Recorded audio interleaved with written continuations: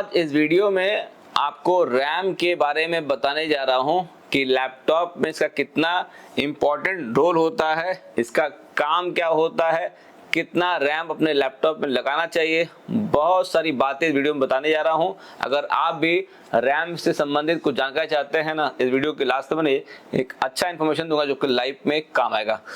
देखिए दोस्तों, ये एक लैपटॉप है और लैपटॉप में रैम लगा रहता है। किसी लैपटॉप में 2 GB रैम लगा रहेगा, किसी में 4, किसी में 8, किसी में 16, आज तक तो 32 GB लैपटॉप में रैम लग कर आता है। दोस्तों, इसका काम क्या होता है उसके बारे में जान लेते हैं। इसका मतलब क्या होता है? रैम मतलब होता है रैंडम एक्सेस मेमोरी, और इसी से रिलेटेड एक वर्ड होता है रोम, उसको बोलते हैं रीड ओनली मेमोरी। रोम और रैम, रोम उसको कहते हैं जो आपके लैपटॉप पहले से सेट रहता है, जैसे बायोस के अंदर आप बोलते हैं ना, इसमें कैसे सेटल करते हैं, तो रोम उसको कहते हैं। और जो रैम होता है वो रैंडम एक्सेस मेमोरी होता है, इसको है। जैसे लैपटॉप में 4 GB का रैम लग करके आया है, तो आपको लगता है कि रैम अपडेट करना चाहिए, तो उसको आप 8 करवा लेते हैं, उसको आप 16 करवा लेते हैं, होता है ना। इसका काम मेनली ये होता है, जैसे मान लीजिए कि आपके लैपटॉप में रैम लगा हुआ 4 GB का, आप लैपटॉप पे कुछ काम कर रहे हैं, जैसे सपोज करिए कि आप माइक्रोसॉफ्ट वर्ड में काम कर रहे हैं या माइक्रोसॉफ्ट एक्सेल में काम कर रहे हैं। जब तक आप काम कर रहे हैं और अपने डेटा को सेव नहीं किया हुआ है, जब सेव नहीं किया हुआ है तो वो कहाँ काम हो रहा है? वो रैम पे काम हो रहा है। जैसे अपने डेटा को आप सेव कर देते हैं, वो तुरंत हो जाता है हार्ड डिस्क के ऊपर हो जाता है। तो कह सकते हैं इसको हम लोग टेम्पररी मेमोरी भी कहते हैं, या बोल सकते हैं प्राइमरी मेमोरी। 2 प्रकार मेमोरी मिलेगा, एक मिलेगा सेकेंडरी मेमोरी जो कि हम SSD को हार्ड डिस्क कहते हैं, इसको बोलते हैं टेम्पररी मेमोरी या प्राइमरी मेमोरी। कभी आप देखे होंगे जब आप कंप्यूटर पे काम कर रहे हैं और आपके पास कंप्यूटर में यूपीएस नहीं लगा हो, जैसे एक्सेल पे आपने बहुत सारा डेटा शीट भर रखा है, काम करते करते करते आपने सेव नहीं किया हुआ है, तो जैसे लाइट जाता है ना, सारा कुछ आपका डेटा चला, क्यों चलाता है? क्योंकि बाय द टाइम उस समय आप रैम पे काम, जब डेटा सेव करते हैं तो कहाँ जाता है? सेकेंडरी मेमोरी को ऊपर जाता है, इसको बोलते हैं टेम्पररी मेमोरी बोलते हैं। अगर आपके लैपटॉप कंप्यूटर में रैम कम है और आप एक साथ 3-4 प्रोग्राम खोल रखे हैं, तो आपका क्या होगा? कंप्यूटर स्लो चलता है। क्यों स्लो चलता है? क्योंकि इसकी एक्सेस बहुत ज्यादा नहीं होती है, और इसके ऊपर क्या होता है कि लोड ज्यादा होता है, तो धीरे धीरे काम करता है।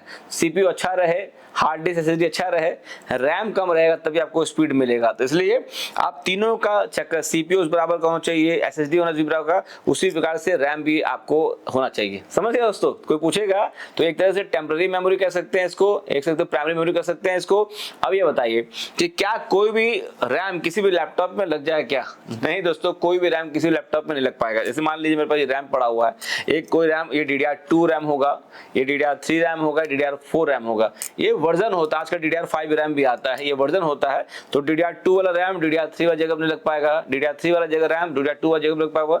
मतलब फिक्स है, जो रैम लगना चाहिए लैपटॉप में वही रैम लगेगा, ना कि दूसरा रैम आपके अंदर लैपटॉप में लगेगा। तो इसलिए कहता हूं कि जब भी आपको रैम अपडेट कराना है ना, तो आप अपने जो है लैपटॉप से रैम को निकाल लीजिए, उसके देखिए कि क्या उसका FSB दिया हुआ कितना मेगाहर्ट्ज का है। सेम रैम लेके आए, मार्केट से लेकर आएंगे तभी वो काम करेगा, वरना बहुत बहुत दिक्कत करता है। अभी देखा हूँ रैम का रेट इसमें बहुत बढ़ा हुआ है। एक कस्टमर के लैपटॉप में रैम मुझे लगाना था, मैंने पूछा भैया कि रैम कितने रुपए का है? ये DDR4 8 GB का। उन्होंने कहा कि अगर 2600 FSB का होगा तो मुझे मिलेगा 3200-3300 रुपए का।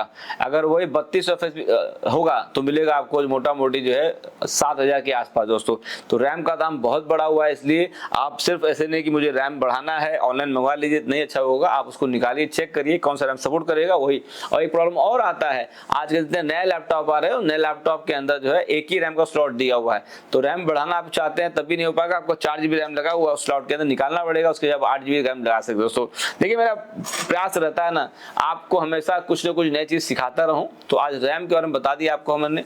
वीडियो अच्छा लगा इसको लाइक करिए, कमेंट बॉक्स में कमेंट करिए, वीडियो को शेयर कर दीजिए।